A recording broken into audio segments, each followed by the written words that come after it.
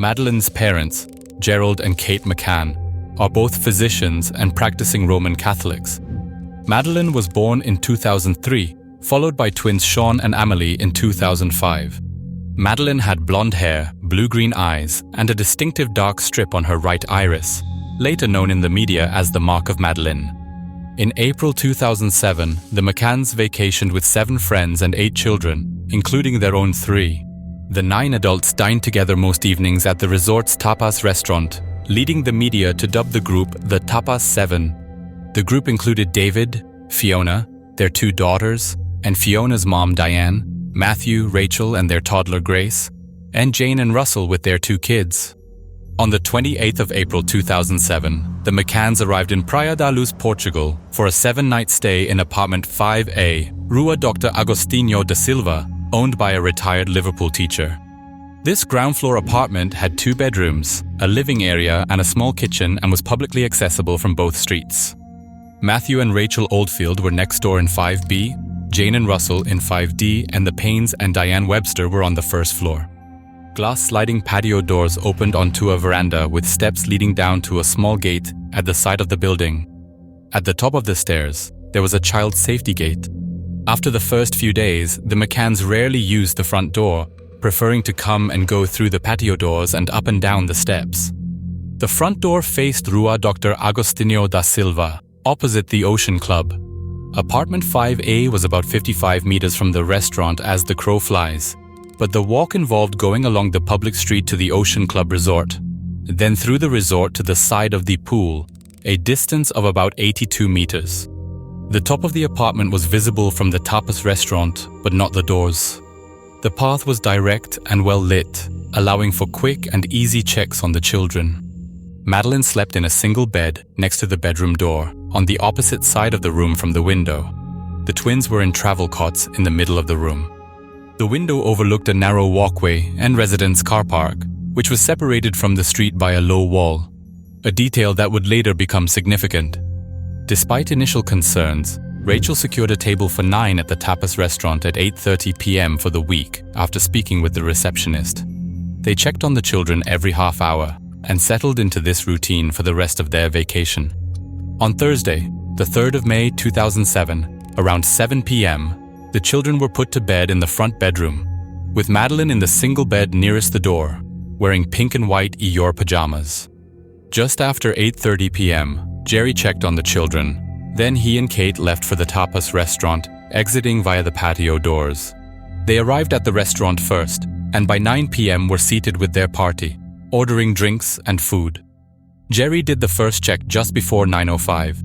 He noticed the children's bedroom door was more ajar, but saw Madeleine asleep in the same position as before. At 9:08 p.m., Jerry saw Jeremy Wilkins, another holidaymaker, and crossed the road to talk with him. They spoke for several minutes. At 9:30 p.m., Kate got up for their second check, and Matthew, who was checking on his daughter Grace next door, offered to look in on their children as well. At 10 p.m., Kate returned to the apartment through the patio doors. She noticed the children's bedroom door was open wider than they had left it. Finding Madeleine's bed empty, she checked their bedroom, but it was also empty. Panic set in as she ran back to the children's room and saw the curtains move with a gust of wind from the open window with raised shutters. She then ran through the patio doors towards Jerry and friends. As soon as she saw their table, she started screaming, "Madeleine's gone. Someone's taken her." They all jumped up and ran towards her. Jerry said, "She must be there." Kate, now hysterical, cried, "She's not. She's gone." Everyone sprinted to the apartment except for Diane, who stayed in the tapas area, and Jane, who was with her kids. In the children's room, Jerry lowered the shutter and discovered it could be raised from the outside. Jerry, David, Russell, and Matt split into pairs, searching the adjacent apartment blocks while Kate ran through the car park yelling, "Madeleine! Madeleine!" Jerry asked Matt to run to the Ocean Club's reception to get the staff to call the police. At 11:10 p.m., 2 policemen arrived from the nearest town, Lagos, about 5 miles away. These 2 officers were from the Guardia Nacional Republicana, or GNR, who are essentially military police. Initially, the GNR officers assumed Madeleine had wandered off. By midnight, they informed the Policia Judiciaria, the main investigative force who arrived just after 1 a.m. At 2 a.m., 2 patrol dogs arrived at the resort, followed by 4 search and rescue dogs at 8 a.m. An officer placed tape across the doorway of the children's bedroom but left at 3 o'clock without securing the apartment. On the 1st of June 2007, Chief Inspector Olegario de Sousa of the PJ stated that DNA from a stranger had been found, but by that time, around 20 people had entered apartment 5A before it was closed off. Apartment 5A lay empty for a month after the disappearance, was then let out to tourists, and was sealed off again in August 2007 for more forensic tests. A year later, Kate found a note in the Portuguese police files showing that their booking request had been recorded in a staff message book at the pool reception. This book was accessible to both staff and guests. The receptionist had innocently noted that they wanted to dine close to their apartments because they were leaving their young children alone and checking on them intermittently. Shortly after 10 p.m., Rachel went to Jane Tanner's apartment to tell her Madeleine had been taken. Tanner said, "Oh my God, I saw a man carrying a girl." According to Tanner, she left the restaurant around 9 p.m. to check on her daughter, passing Jerry on the narrow street as he returned from his 9:05 check and chatted with Jeremy Wilkins. Neither man recalled seeing Tanner, which puzzled the Portuguese police, given how narrow the street was, and led them to suspect she had fabricated the sighting. This direction was significant early in the investigation because it pointed toward the home of the first suspect. The child in the man's arms was wearing light-colored pink pajamas with a floral pattern, similar to Madeleine's. Tanner described the man as white, dark-haired, 5 feet 7 inches tall, Mediterranean appearance, 35, 40 years old, wearing gold or beige trousers and a dark jacket, with unkempt, jet-black hair and a slight beard.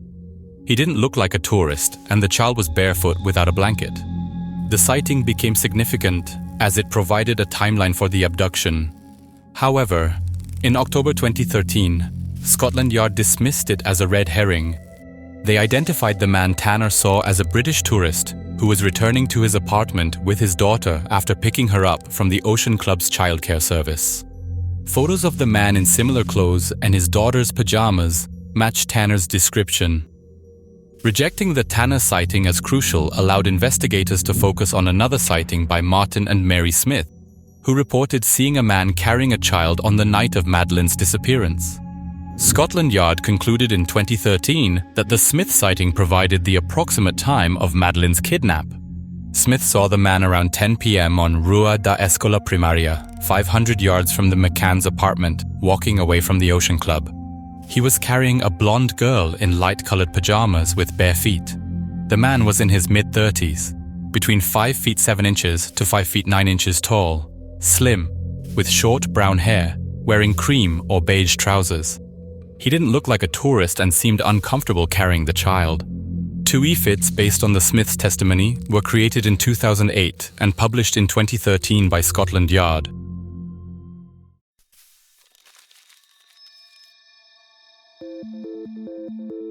In the UK, it was agreed that Leicestershire Police, led by Chief Constable Matt Baggett, would coordinate the British response, while it remained a Portuguese inquiry.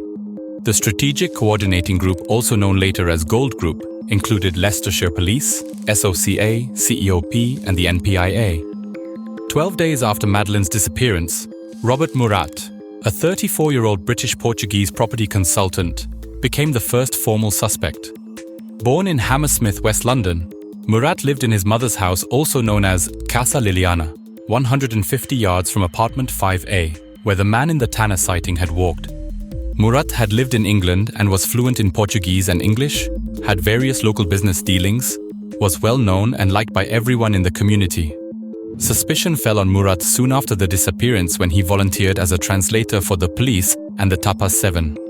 He said he wanted to help because he had a daughter in England around Madeleine's age. His eagerness to involve himself in the investigation and frequent presence at the police station raised eyebrows. 3 members of the Tapas 7, Fiona Payne, Russell O'Brien, and Rachel Oldfield, claimed to have seen Murat outside apartment 5A shortly after the disappearance, as did an Ocean Club nanny and 2 British holidaymakers. Diane from the Tapas 7 mentioned Murat in her second witness statement, noting his presence on May 4th. not the evening of May 3rd like Fiona and Rachel alleged. Around the same time, police received an anonymous call from a woman speaking fluent Portuguese. She claimed a man named Robert, residing in Praia da Luz, had abducted Madeleine. She claimed Robert often visited sexually explicit chats and always encrypted his emails. Portuguese detectives swooped on Murat on May 14th, and he was declared an arguido on May 15th, 2007. His home, pool, cars, computers, phones, and videotapes were searched. His garden was examined with ground radar and sniffer dogs, but results were inconclusive. Around the same time, computer expert Sergei Malinka, an associate of Robert Murat, discovered his Audi A4 smoldering near his flat with fala, Portuguese for speak, painted on the pavement. Malinka said, "What exactly do they want me to say? They must be talking about Robert. There's nothing to say." As Murat's web designer, Malinka contacted detectives after reading about the investigation into Murat's Russian connections. He was questioned after phone records showed Murat called him at 11:40 p.m. the night Madeleine disappeared. Police seized his computers, hard drives, and a black bin bag, finding the disks wiped clean. Malinka denied involvement in Madeleine's disappearance and claimed police beat him during interrogation to force a confession. Murat's arguido status was lifted on July 21, 2008 due to lack of evidence. In April 2008, he received £600,000 in out-of-court libel settlements, while Sergei received £100,000. To me personally, it seems he was just trying to help but became a suspect because the Tapa 7 pointed him out. Interestingly, Fiona's husband, David Payne, also resembles Murat. Fiona was the first to allege seeing Murat that evening, but neither she nor Rachel mentioned him in their initial statements on the day of the disappearance. On June 30th, an article titled "The Madeleine Case, A Pact of Silence" was published in a Portuguese weekly magazine. The article claimed that the Tapa 7 were swingers, highlighted anomalies in their stories, and implied that Tana's reported sighting was staged.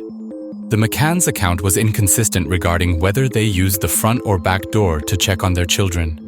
Jerry initially stated they entered through the locked front door, but later claimed they used the unlocked patio doors. Additionally, the PJ questioned why Kate ran to the tapas restaurant when she discovered Madeleine was missing, leaving the twins alone instead of calling out from the rear balcony or using her mobile phone. Another issue was whether the shutter outside Madeleine's bedroom could be opened from the outside.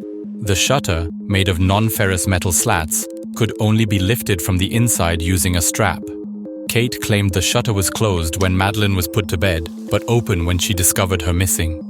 Jerry later stated he tried lowering the shutter from inside, then went outside and found that it could only be lifted from the inside. However, the Portuguese police stated that the shutter could not be raised from the outside without being forced, and they found no signs of forced entry or fingerprints. They also noted that forcing the shutter from outside would have caused significant noise. The PJ also found a timeline written on the back of a children's book, which included details not provided to the police, suggesting the couple had deliberated over it beforehand. The perceived inconsistencies in the McCann's statements and actions led the PJ to doubt the abduction theory. Kate McCann's exclamation, "They've taken her," was viewed with suspicion, as it seemed to support a potentially fabricated abduction story. On July 31, 2007, 2 sniffer dogs were brought to Praia da Luz and taken to apartment 5A, a nearby wasteland, and the beach.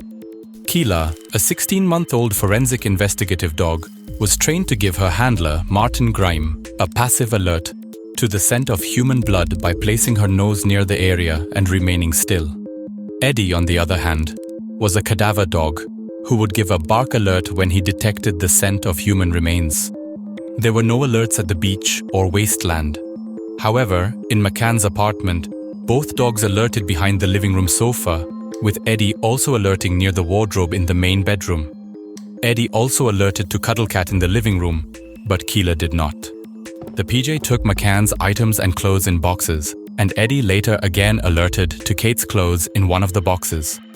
On August 6th, the police seized the McCann's rented car and brought Keela and Eddie to an underground car park, where 10 cars, including the McCanns and Murat's, were parked 20 to 30 feet apart. Eddie alerted near the driver's door of the McCann's car, while Keela alerted to the rear driver's side inside the trunk and the map compartment in the driver's door, where the ignition key and key ring were stored. Keela even alerted when the key ring was hidden beneath sand in a fire bucket and moved to another floor. The McCanns rented this car 3 weeks after Madeleine's disappearance, so the detection of blood or cadaver odor raised questions about whether a corpse had been present. The PJ speculated that the scent might have been transferred, as it was also detected on Kate's belongings and Madeleine's cuddle cat. Among the Tapas 7, the dog only alerted at the seam of the McCann's car door, signifying an actual detection. Hair and other fibers were collected from apartment 5A and the car and sent to the Forensic Science Service, FSS, in Birmingham for DNA profiling. However, these samples were too degraded and contaminated to provide any definitive results. A sample from the car's boot revealed that 15 of the identified DNA components matched Madeleine's 19-component DNA profile. However, the result isn't entirely certain, as it was mixed with other DNA profiles, possibly from other McCann family members. Despite an email from the FSS stating that no conclusive traces of Madeleine's DNA had been found in the family's car, detectives nonetheless informed Jerry during an 8-hour interrogation that his daughter's DNA had been discovered in the vehicle's boot. As Carr was rented more than 3 weeks after Madeleine's disappearance, so the only way her DNA could be found in the car would be from her dead body. In addition, police reportedly questioned Kate about whether she had sedated her daughter, leading to speculation that they suspected she may have accidentally administered an overdose. Just 1 month after the dogs completed their search, the McCanns were formally declared arguidos by the PJ. Despite their arguido status, the McCanns were permitted to leave Portugal, and following legal advice, did so immediately, returning to England on the 9th of September 2007. The next day, Chief Inspector Tavares de Almeida of the PJ signed a 9-page report, concluding that Madeleine had died in apartment 5A due to an accident. He suggested that the McCanns had fabricated the story about their restaurant meal and regular checks on their children as part of a cover-up, with the Tapas 7 allegedly assisting in misleading the police. The report also claimed that the McCanns staged an abduction, concealed Madeleine's body for a month, and eventually retrieved it to transport in their rented car. In October 2007, Chief Inspector Goncalo Amaral was removed from the inquiry after claiming British police only followed leads favorable to the McCanns. In December 2007, the PJ planned a reconstruction with the McCanns and Tapas 7, but they declined. However, in July 2008, Portuguese Attorney General Fernando José announced there was no evidence linking the McCanns to Madeleine's disappearance. Their arguido status was lifted, and the case was closed, though it could be reopened with new evidence. He also mentioned that the case was archived due to lack of evidence, not because the McCanns were cleared. In 2011, under Home Secretary Theresa May, Scotland Yard launched Operation Grange to review the investigations into Madeleine McCann's disappearance, assigning a team of 29 detectives and 8 civilians from the Specialist Crime Command. Using mobile phone tracking and cooperation from over 30 countries, police analyzed data from thousands of phones near the scene. In 2012, detectives released an age-progressed image of her at 9 years old. By 2015, the inquiry was scaled back to 4 officers focusing on a few specific leads. Despite these efforts, no significant leads were found.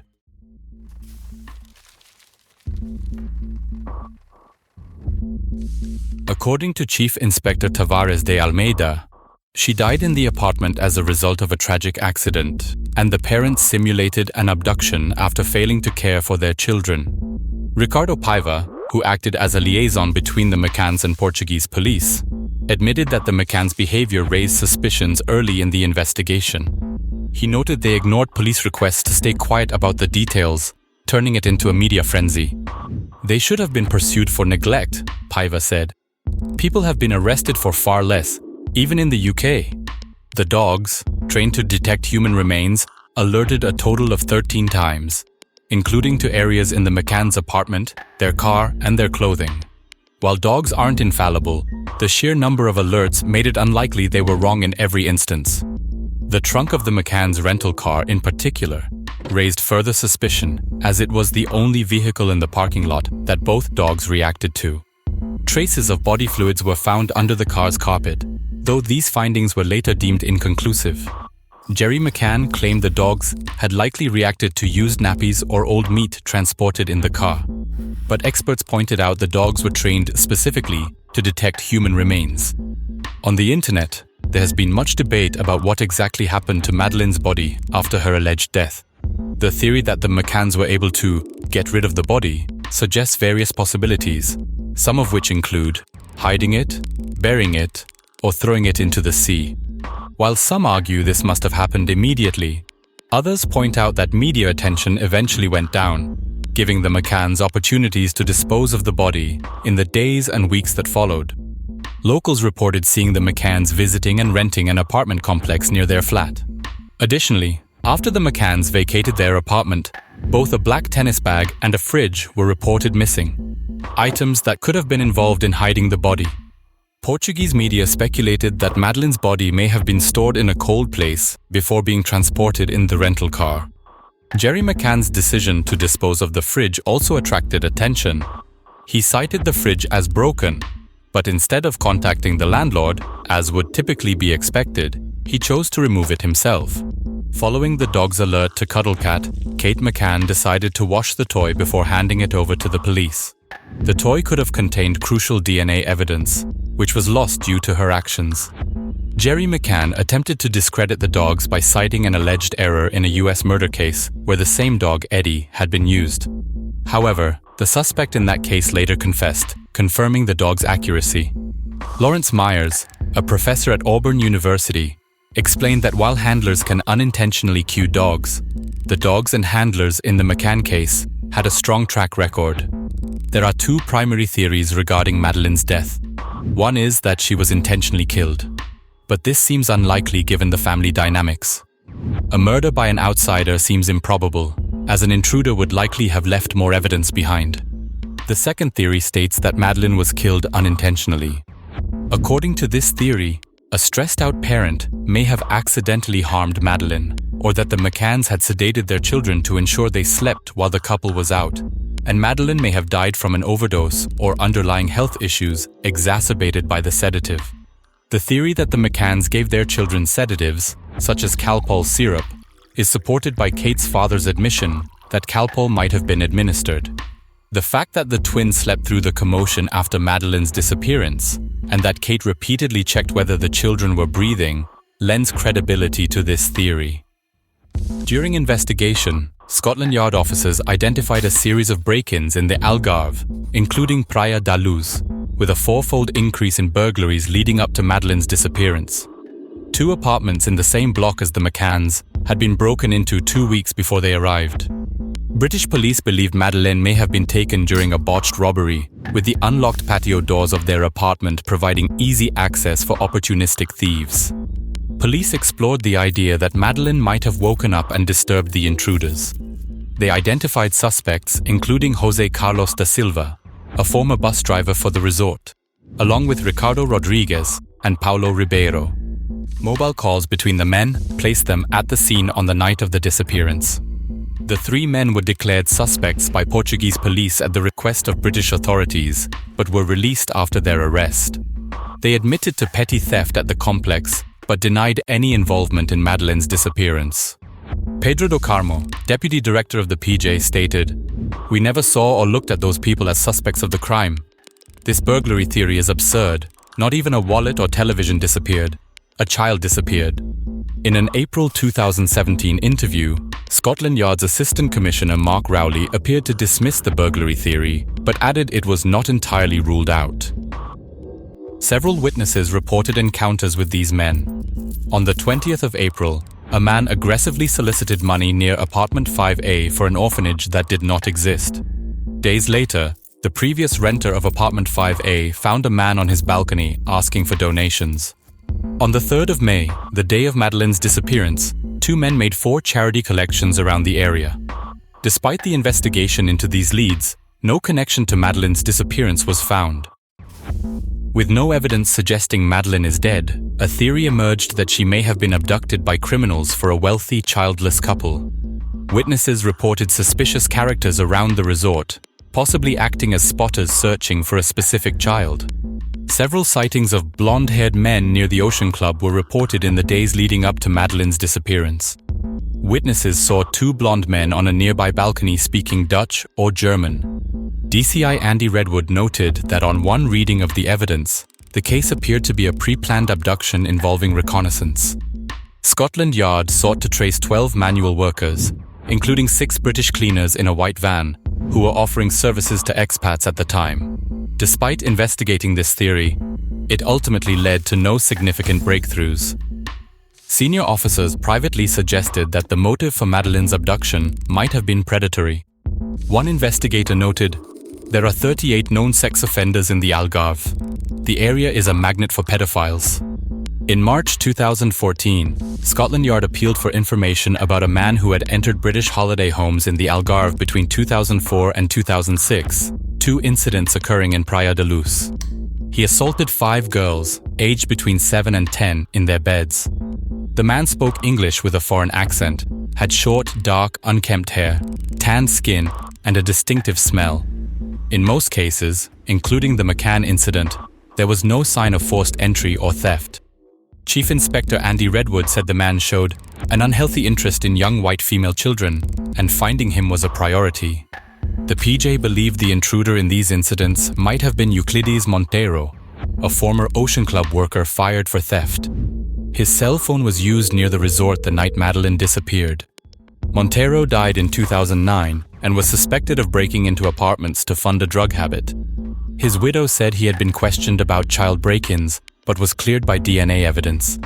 Some investigators cautioned against blaming a local, noting that such predators rarely risk breaking into homes. Many suspects were proposed, but ultimately denied or disproven. One theory suggested that Madeleine was targeted by people smugglers who took her to Spain and then across the Strait of Gibraltar into North Africa. Gangs in the region could have easily concealed her and moved on to avoid detection.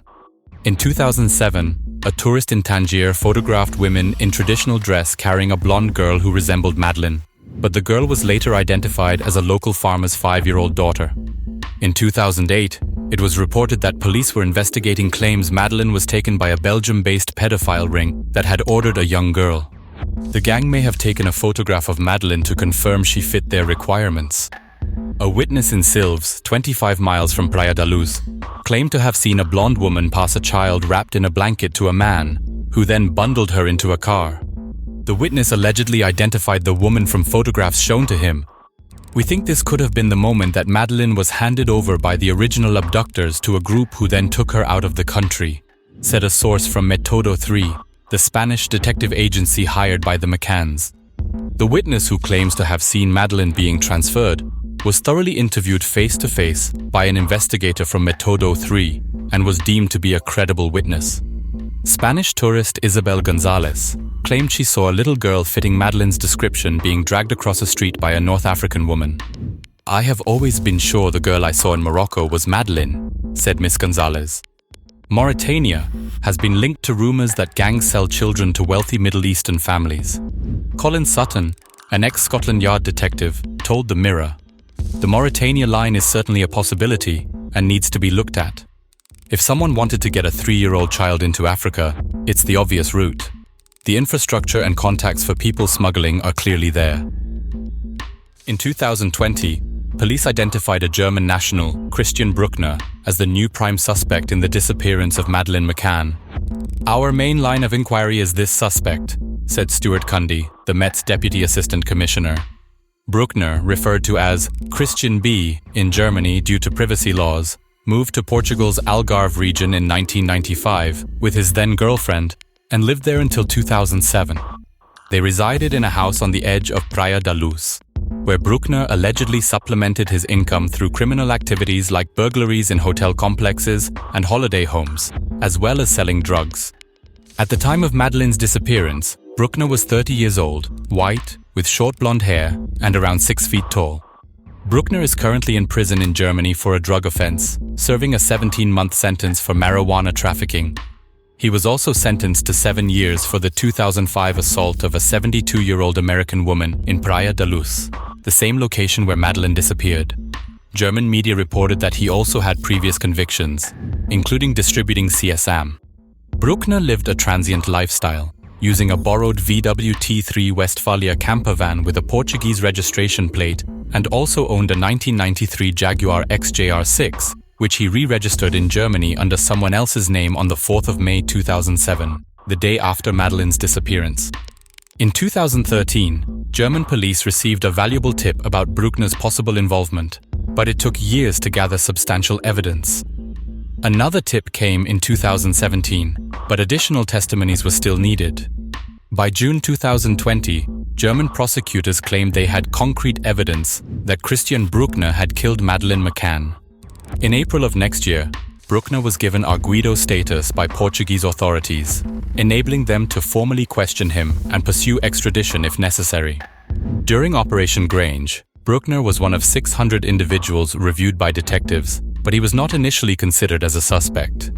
However, phone records placed him near Praia da Luz on the 3rd of May 2007, with a 30-minute phone call ending just over an hour before Madeleine disappeared.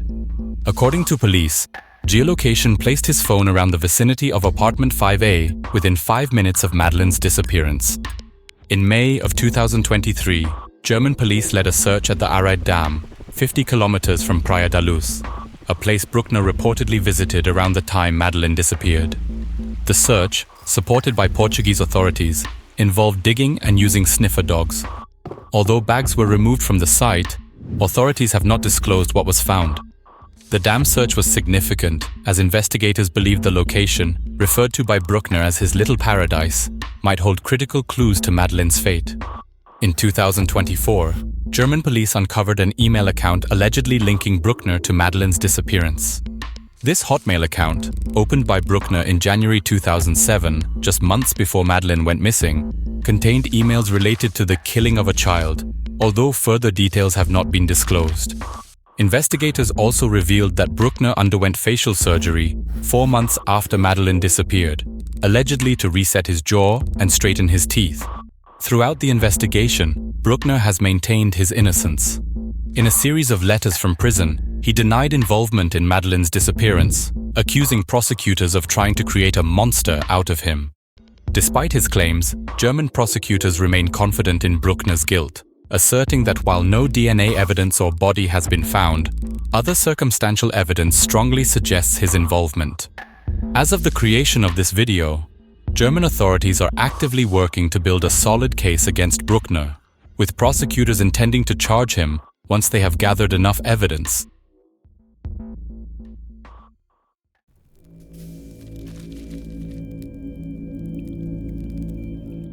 Before we proceed, I would like to state that many people strongly dislike the McCanns for leaving their children alone on that night, which has led to bias against them. While these feelings are understandable, it's important to set those aside and look at the evidence objectively. While researching this case, I've come across various claims that are frequently repeated but lack solid evidence. One claim suggests that Madeleine's death was caused by sedation, or that sedation led her to fall behind the sofa, where she died, and the McCanns later covered it up. Supporting this theory is the fact that sniffer dogs also alerted in this area, and Madeleine's known difficulty sleeping, and a report from neighbor Pamela Fenn, who stated she heard a child crying for about an hour on May 1st, which stopped when the parents returned. On May 3rd, witnesses reported the children appeared very tired, possibly from medication given the previous night, and Madeleine's question to Kate, "Why didn't you come when I cried last night?" raises further suspicion. Some have speculated that the McCanns may have increased the dosage of these sedatives afterward. Additionally, contradictory statements about checkup times and the state of doors and windows suggest attempts to cover up their neglectful actions. The twins' deep sleep through the chaos until the next morning also supports this theory. However, no concrete evidence such as the use of sedatives has ever been found to confirm the theory of sedation. Another frequently discussed point relates to the alleged missing sports bag. Some have speculated that the bag is visible in photos of the wardrobe taken after Madeleine's disappearance. This has led to theories that the cadaver dog later alerted to the empty wardrobe because Madeleine's body was transported in the bag, and although the McCanns had already disposed of the bag by the time the dogs arrived, the scent remained in the wardrobe due to the bag's prior presence. However, in his interview, David Payne, a member of the Tapa 7, clarified that the bag was nothing of that size that you could hide a body in or anything like that. Another frequently cited claim is that the McCanns supposedly disposed of a fridge in which Madeleine's body or her body parts were hidden. However, I could not find any valid proof or mention of this in the original investigation reports. I am certain that if the McCanns had indeed disposed of a fridge, as has been claimed, the Spanish police would have thoroughly investigated it.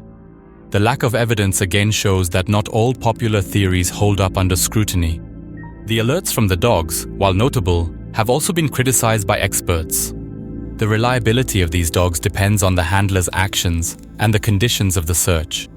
In this case, to some people, it's evident from the search video that the McCann's car was easily identifiable to the handler due to the visible Find Maddie cards. According to some analysts, the dog showed interest in other vehicles, but was repeatedly directed back to the McCann's car by the handler before it finally alerted, a practice not followed with other cars. This kind of handling raises questions about the objectivity of the search. Generally, I trust cadaver dogs, but it's crucial to remember that their alerts are only investigative leads, not proof. For evidence to hold weight, it must lead to tangible findings like physical remains or other forensic clues. Without such confirmation, a dog's alert remains weak, circumstantial evidence, which courts and juries often dismiss. There have been documented instances where cadaver dogs produced false positives. In the Shannon Matthews case, the dogs alerted to various locations, but no relevant evidence was found, as Shannon was later discovered alive. Similarly, in the case of the Haute de la Garenne Children's Home in Jersey, cadaver dogs alerted authorities to what they believed were human remains. This led to a large-scale investigation and media frenzy. However, after extensive digging, it was revealed that the supposed human remains were actually pieces of coconut shell, and no human bodies were ever found. In 2024, a study titled Understanding Cadaver Dogs, Their Role, Reliability, and Limitations found that while cadaver dogs are highly effective in locating human remains, their accuracy can vary based on environmental factors and handler influence. According to this study, cadaver dogs have an accuracy rate ranging from 67% to 83%, meaning there is a margin for error in their findings. Given this, it is entirely possible that the dogs in the McCann's case may have given false positives, as later forensic testing did not find any solid evidence, such as blood or DNA, to support their findings. The presence of DNA traces in the car could easily be explained as secondary transfer from the family's belongings. These alerts have been questioned, especially given the McCann's constant media attention and lack of privacy. If they had truly moved Madeleine's body, it would have been nearly impossible without being caught, given the intense scrutiny from police and the public, especially considering the challenge of not only moving the body, but also disposing of it in another country. Jerry McCann's behavior has been criticized, with some accusing him of acting smug or mocking the Spanish police. However, his demeanor may simply reflect frustration, not guilt. Any father in such a tragic situation would understandably be upset if investigators focused on the victims instead of other leads.